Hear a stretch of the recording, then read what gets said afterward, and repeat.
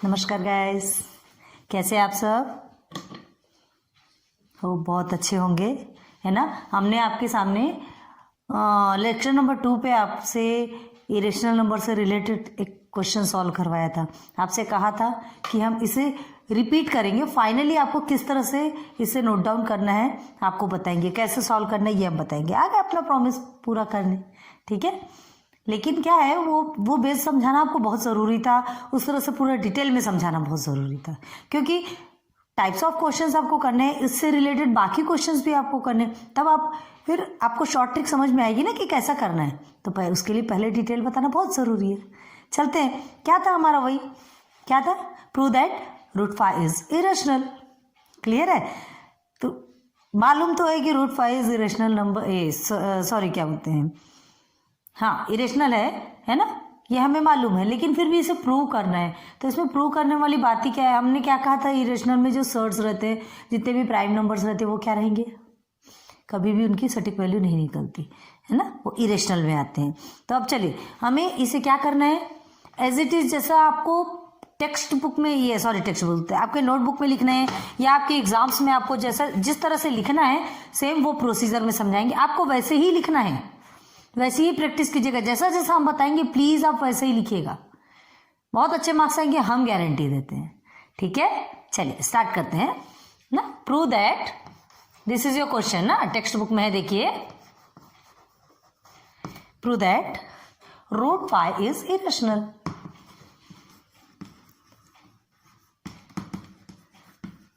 Clear है?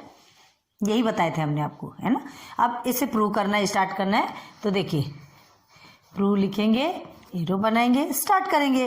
तो हमने क्या किया था, लेट अस अज्यूम, क्या अज्यूम किया था, मतलब हमने क्या कॉन्ट्रडिक्शन किया था, क्या लिया था कॉन्ट्रेरी में, कि ये रेशनल नंबर है। हमने अज्यूम किया था ना कि इट इज रेशनल नंबर। चलिए देखते हैं, पहले फर्स्ट टाइम हमें सपोज लेना है, ठीक है। लेट अस अज्यूम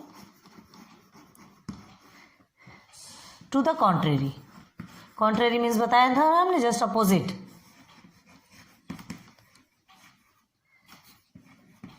ठीक है, क्या कॉन्ट्रेरी लेना है, दैट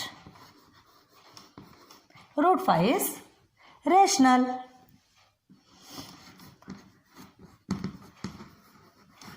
ये आपको जैसा लिखना है ना, बिल्कुल वैसे उसी तरह से बता रहे हैं। हो गया। अब इसके बाद अब हमने क्या कहा था, ये अगर रेशनल, अब रूट 5 इज रेशनल है, तो रेशनल नंबर में क्या क्या पॉसिबिलिटीज होती है, क्या क्या होता है, उसके रूल्स क्या क्या होते हैं। Rational number P by Q के फॉर्म में होता है, और जो भी चीज पी बाई क्यू के फॉर्म में होती है वो क्या होती है, वो जो वैल्यूज होते हैं वो को प्राइम होते हैं। को प्राइम भी हमने आपको बताती है, बार बार नहीं बताएंगे प्लीज। अगर आपने लेक्चर नहीं देखा होगा, लेक्चर नंबर 2 नहीं देखा, लेक्चर नंबर 1 नहीं देखा, तो प्लीज आप पहले बैक जाइए, उसे देखिए और फिर इधर आइए, नहीं तो आपको कुछ भी नहीं समझ में आएगा। और जो फर्स्ट स्टूडेंट है, फर्स्ट टाइम आप ये देख रहे हैं, तो आपको तो बिल्कुल भी नहीं समझ में आएगा। सो प्लीज सॉरी, फर्स्ट आप जाइए, बैक जाइए, उसे देखिए और फिर आप देखिए, ठीक है। देखिए कोई भी चीज़ समझना है तो बेसिक रूल्स बहुत ज़्यादा ज़रूरी होते हैं। डायरेक्ट आप इसे सॉल्व कर लेंगे, रट्टा मार के पास हो जाएंगे, कोई मतलब नहीं है। मेन फंडा क्या है वो देखना है, ठीक है। चलिए, रूट 5 इज रेशनल हमने एज्यूम किया। अब जब रूट 5 इज रेशनल, ठीक है, therefore root 5 is rational, then क्या होगा, root 5 is equal to a by B होगा, a अपॉन बी होगा। a upon B in the sense, हमने ये पी क्यू का फॉर्म है ना, चाहे ए बी लिखो, पी क्यू लिखो, कोई डिफरेंस नहीं है। हमें क्या है, मतलब रेशनल नंबर क्या है, पी बाई क्यू के फॉर्म में, मतलब अपॉन के फॉर्म में होना चाहिए, चाहे लेटर्स कोई भी डालिए, नो मैटर, ठीक है। ये हो गया। अब here b is not is equal to 0, समझ आ गया। दो चीजें लिखना है आपको, ठीक है। चलिए पहले लिखना है where a and b are coprime. चलिए ब्रैकेट में दिखते, देखिए, where a and b are coprime, ठीक है। Clear, this one is clear. And second and लिखिए, चलिए यहीं पे, and b is not is equal to 0। ये दो रूल साथ में होते हैं, किसमें? रैशनल में। रैशनल में क्या रहता है? a एंड b को प्राइम होते हैं और b 0 के इक्वल कभी नहीं होता। b is not is equal to 0 denominator के फॉर्म में आपका कभी भी 0 नहीं आएगा। ये दो चीज आपको कंपल्सरी लिखना है, ठीक है? बार बार बता रहे, जैसा हम बता रहे वैसा ही आपको लिखना है प्लीज। ये हो गया। अब हमें क्या करना है? ये तो हमें मिल गया, ठीक है, हमने इसे रेशनल माना तो ये चीजें मिल गई। अब हमें क्या करना है? इसे सॉल्व करना है। तो क्या करेंगे? पहले स्क्वायरिंग बोथ साइड्स, रूट हटाना है। रूट हटाने के लिए थ्रू आउट करना है रूट को, तो हटाने के लिए क्या करना पड़ेगा? स्क्वायरिंग करेंगे ना, स्क्वायरिंग बोथ साइड्स, ठीक है। ये सब हम बता चुके हैं लास्ट लेक्चर नंबर 2 में, अच्छे से डिटेल में आपको समझा चुके हैं। ये फिर से फाइनली आपको कैसे नोट डाउन करना है वो बता रहे हैं, ठीक है। इसके बाद वाले क्वेश्चंस में हम डबल नहीं बताएंगे, उसे एक बार ही सॉल्व करवाएंगे, क्योंकि अब आपको समझ आ जाना चाहिए। स्क्वायरिंग बोथ साइड्स, ठीक है, तो स्क्वायरिंग बोथ साइड्स करेंगे तो क्या आएगा? चलिए कर दीजिए। √5 both square a/b whole square. क्या आएगा? √5 में हमने आपको इसके पहले ही बताया, √5 multiply by √5 is equal to what? a²/b²। ये तो हो गया, ठीक है। √5 multiply by √5 is equal to 5, then a²/b²। ये हो गया। चलिए हम थोड़ा सा इधर रफ करते हैं, फिर आपको समझ में आएगा। यहाँ तक कि आपका क्लियर हो गया, अच्छे से क्लियर हो गया, आपको अच्छे से समझ में आ रहा होगा, है ना। अब आगे बढ़ते हैं, अब इसे फिर से सॉल्व करने देखिए कैसे टर्न करते हैं। यहाँ ये हम रफ कर रहे हैं, ठीक है। थोड़ा अच्छे से समझाना बहुत जरूरी था, इसलिए अब आगे देखिए। हमारा क्या है अभी? 5 is equal to a²/b²। Clear है? अब क्या करेंगे? ट्रांसफर, तो क्या होगा? 5b² is equal to a² होगा। डिनोमिनेटर के जो फॉर्म है ये कहाँ चला जाएगा? डिवाइडेशन में है तो मल्टीप्लिकेशन में जाएगा, सिंपल सी बात, ठीक है। ये हो गया। अब फिर हमें क्या करना है? 5b² as it is b² का क्या हमारा क्या निकलेगा? a²/5। ये हमें लिखना है, लेना है जानबूझकर, क्योंकि हमें क्या करना है? ये हमारा फर्स्ट निकला, ये हमारा फर्स्ट निकला, b² is equal to a²/5, ठीक है। ये this is your first condition. अब हमने क्या बताया था? थ्योरम 1.3 का जो के बेस से क्या बताया था आपको? If a² is equal to 5 या a²/5, है ना, then a is equal a/5 also same, ठीक है। इसके हमने लेक्चर 2 में बताया, बार बार यही चीजें नहीं बताएंगे, आप देखिए प्लीज लेक्चर 2, ठीक है। चलिए ये हो गया। तो अब हम इसे क्या लिखेंगे? a/5, ठीक है, मतलब divisible 5 is divisible bye a and a is divisible by 5। Clear है? अब क्या लिखेंगे यहाँ पर? देखिए हमको पता चल गया क्या है? a² इज डिविजिबल बाय 5 आ गया ना आपका, है ना। ये कंडीशन 1 आपको बता दिए। तो जब a² is divisible by 5, then देखो इधर a² इज डिविजिबल, मैं चौक चेंज करते हैं, डिविजिबल बाय 5, ठीक है। हियर लिख दीजिए, हियर, है ना, a² is divisible by 5 and 5 is then a is also divisible by 5। a भी डिविजिबल बाय 5 होगा। समझ में आ गया? समझ में आ गया? यहाँ तक तुम्हारा आपका फर्स्ट कंडीशन हो गया। अब हमें क्या करना है? नाउ अब हमें तो पता चल गया a² डिविजिबल बाय 5, आपको समझ में आ गया, ठीक है। अब हमें क्या करना है? थ्योरम 1.3 के हिसाब से क्या किए? थ्योरम यहाँ पर आपको लिख लेना। नाउ बाय थ्योरम 1.3 है ना, यहाँ पर लिख के देते तो आपको जल्दी समझ में आएगी ये चीजें। चलिए, ए स्क्वायर इज डिविजिबल बाय 5 आ गया ना, ये आपका first condition.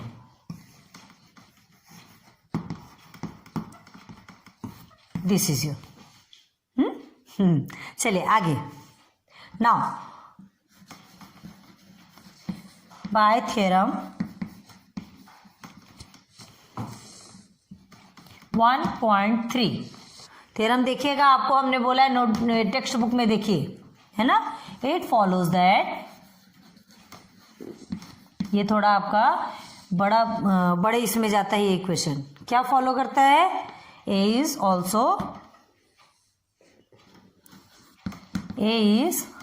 Also divisible by 5। Clear हो गया यहाँ तक? अब देखना है, यहां तक तो हो गया। हमें क्या मिला? ए स्क्वायर अगर डिविजिबल बाय 5 है तो ए भी डिविजिबल बाय 5 होगा। अरे इस ए की प्लेस पे कोई भी वैल्यू रखिए, वो तो 5 से डिवाइड होना ही है। देखिए लेक्चर नंबर 2 पे, बार बार नहीं बताते। चलिए आगे बढ़ते हैं ना। अब हमें क्या करना है? Now we take new number, क्योंकि हमें क्या करना है? कंपेयर करना है दो चीजों को लेकर के, दो कंडीशंस को लेकर के हमें प्रूव करना है ना। चलिए देखते हैं। Now we take new number.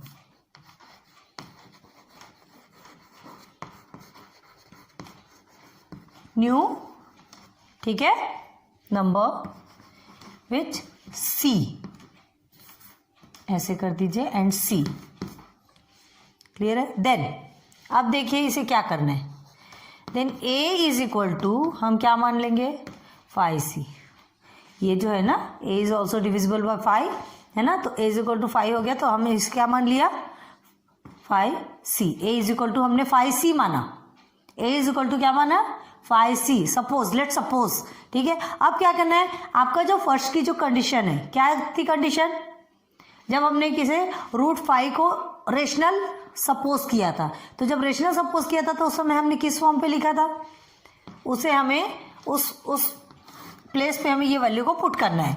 क्या किया था हमने? √5 इज इक्वल टू क्या सपोज किया था बताइए? a/b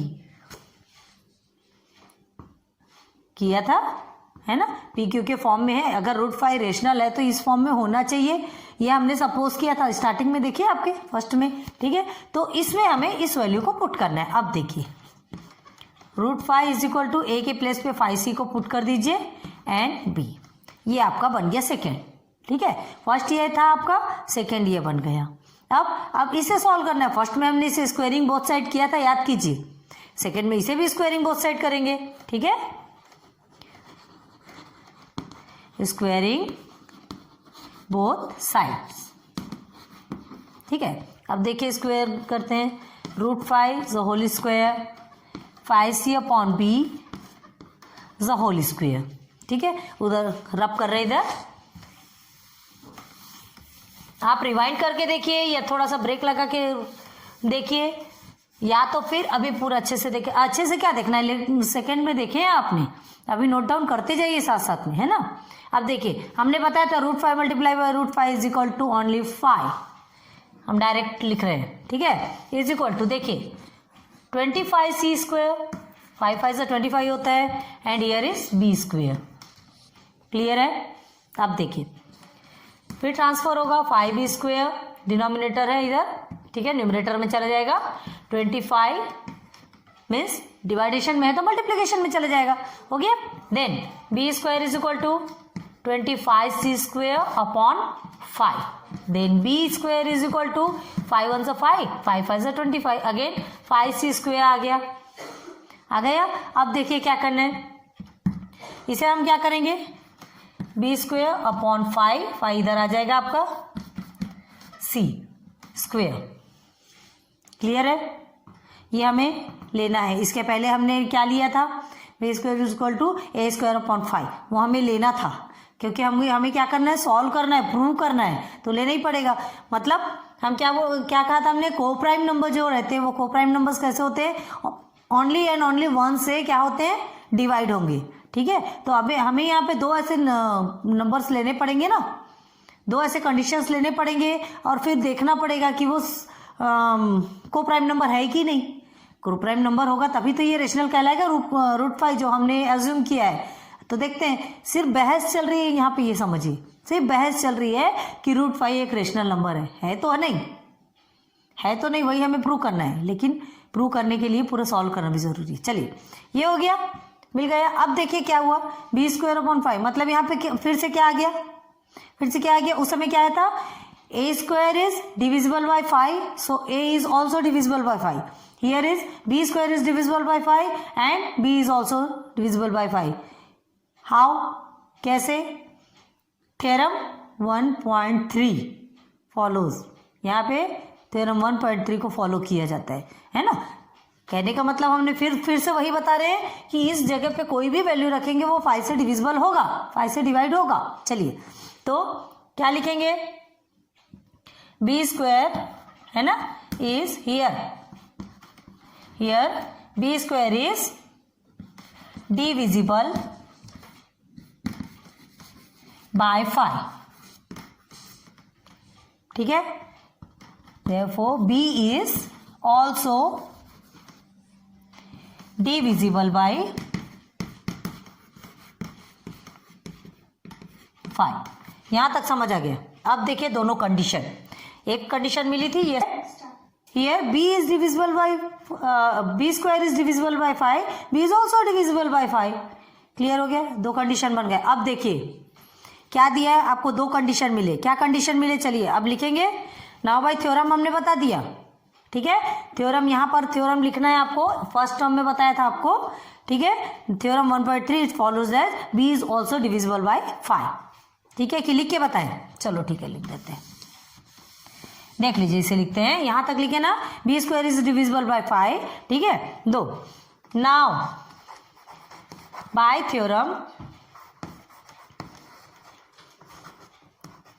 ठीक है, बाय थ्योरम कौन सा, 1.3। ठीक है, इट फॉलोज दैट व्हाट, अभी हमने आपको यहां पर बताया था, क्या बताया था, इट फॉलोज दैट, क्या बताया था, b इज ऑल्सो, ये सब सेम लिखना है आपको, डिविजिबल बाय 5। ठीक है, यहां तक के आपका लिखना है। ये अब दो कंडीशन आपकी मिल गई। ठीक है, क्या क्या कंडीशन मिली देखिए, है ना, लेकिन देखिए कंडीशन 1 और कंडीशन 2, देखिए कंडीशन 1 कौन सी थी आपकी, a is divisible by 5 condition 1 and b is divisible by 5 condition 2 मिली आपको। अब देखिए हमें कैसे लिखना है, दो कंडीशन हमने करके लिखा है, सॉरी ये कंडीशन 2 है ना, ये कंडीशन 2 है, तो from condition 1, from condition 1 chocolate and condition 2, 1 and 2, ठीक है, वी कंक्लूड, क्या कंक्लूड किए,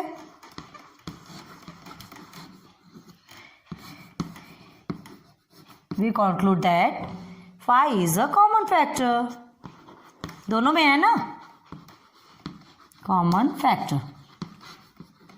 कैसे, कैसे, ए का भी डिविजिबल है, बी का भी डिविजिबल है। ठीक है, दोनों में कॉमन फैक्टर क्या है, 5 है, लेकिन अब क्या चाहिए, बट ये सारे स्टेटमेंट्स लिखने हैं, दिस कॉन्ट्राडिक्ट्स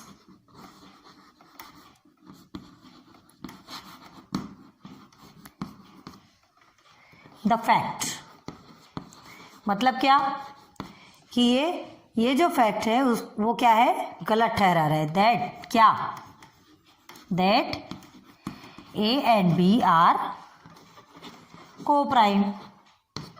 क्यों बताइए, चलिए,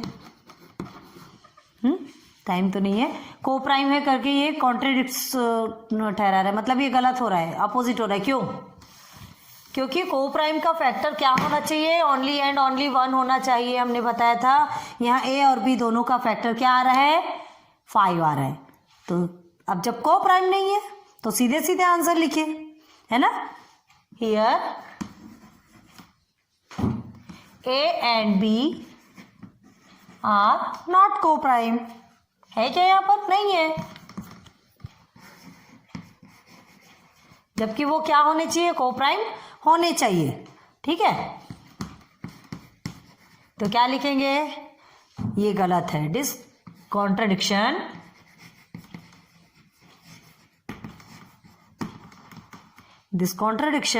हैज अराइजन। कैसे पैदा हुआ? हमने ही तो पैदा किया।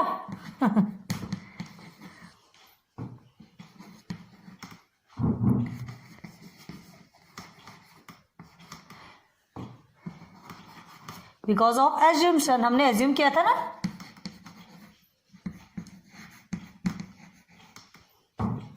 दैट, क्या एज्यूम किया था? चलिए बताइए। पूरा आपको एज इट इज लिखने का हमने पूरा अच्छे से बता दिए। अब आप एक भी गलती नहीं करेंगे प्लीज, इसे ऐसे ही ऐसे लिखना है जैसा हमने बताया है, ठीक है। क्या हो गया? This contradiction has arisen because of assumption that root 5 is rational. मतलब सारी गलतियां, सारी क्या बोलना चाहिए, प्रॉब्लम्स कहाँ से क्रिएट हुई? जब हमने रूट 5 को रेशनल अज्यूम किया, ठीक है। रूट 5 को रेशनल हमने अज्यूम किया और ये सारी प्रॉब्लम्स क्रिएट हो गई, क्योंकि रूट 5 रेशनल नहीं है ना। अब देखिए ना, यहाँ को प्राइम नहीं है, को प्राइम नहीं है तो रेशनल होने का तो सवाल ही नहीं होता, पी बाई क्यू के फॉर्म में होने का सवाल ही नहीं होता, ठीक है। हेंस आ गए आपके एंड में, रूट 5 इज इरेशनल।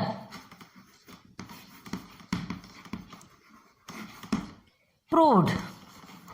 फाइनली बहुत बड़ा प्रॉब्लम्स है जिसे सॉल्व करना बहुत ज़्यादा टाइम लगा, है ना। वीडियो कुछ ज़्यादा लंबी हो गई होगी। एक ही प्रॉब्लम है जिसमें हमें इतना टाइम लग गया, इसलिए लास्ट लेक्चर में भी आपको समझाने में बहुत ज़्यादा टाइम लगा था। अभी भी हमने अच्छे से समझाया, लेकिन देखिए हमने फर्स्ट में जितना अच्छे से समझाया, सेकंड में समझाने की ज़रूरत नहीं पड़ेगी। हमने एज इट इज़ आपको कैसे आपको लिखना है, अगर आपके टेक्स्ट में आता है, आपके एग्जाम्स में आता है, सेम आपको यही कंडीशंस में लिखना है। आप इतना सा भी इधर से उधर नहीं करेंगे प्लीज़, ठीक है। समझ में आ रही होगी बात हमने क्या कहा, क्योंकि क्या है, इसमें कुछ चीज़ें ऐसी है जिसे हम कहाँ से कैसे लिखे हमें समझ में नहीं आता, इसलिए आपको पूरा हमने आपके सामने रख दिया, है ना। Thanks for watching my videos. फिर से मिलते हैं नेक्स्ट लेक्चर नंबर 4 में। फिर दूसरे सेम इससे ही रिलेटेड फिर से क्वेश्चंस लेके आएंगे, है हम आपके लिए। चिंता करने वाली कोई बात नहीं है, गारंटी दे रहे हैं आपके लिए बहुत अच्छे से समझाएंगे, ठीक है।